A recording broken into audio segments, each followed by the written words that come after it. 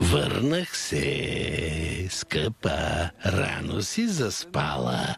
Скъпа, рано си заспала.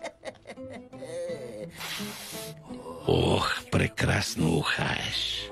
Ох, спинкаш, а? Скъпа, какво ти става?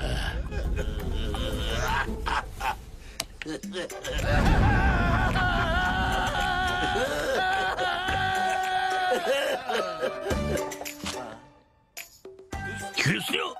Хюсню! Хюсню? Миличък, дойде на себе си. Хюсню, скъпи, добре ли си? Не знам как да го нарека. Кошмар или сън? Боже, какво сънува Хюсню? Не питай, не питай. Изведнъж видях Месут като истински.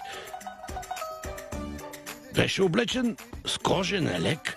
Носеше кожен елек. И чух гласът му. Къде? Кога? Бях тук на балкона. Бога ми, стана ми зле. Ай, да не му се е случило нещо, че ми се присъмва? Не.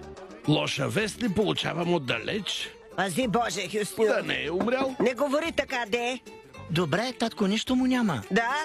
Да звънна ли на Селинка, да ми е телефона, колко е часа? Татко, не дей посред нощ, ще звъни утре, като се оправиш.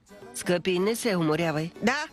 Виж, ти си развълнуван. И като го няма, пак изпадам в потрес, виж. Какъв човек само. Ах, Месут, ах, братко мой, ах, дърво такова. Не плачи сега. Виж, пак чувам гласа му. Ето, пак го чувам. Дървото ти праща поздрави, Чобан Спорт! Мъжо. Татко!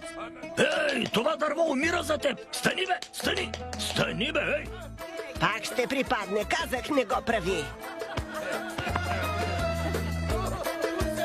Това си ти, нали?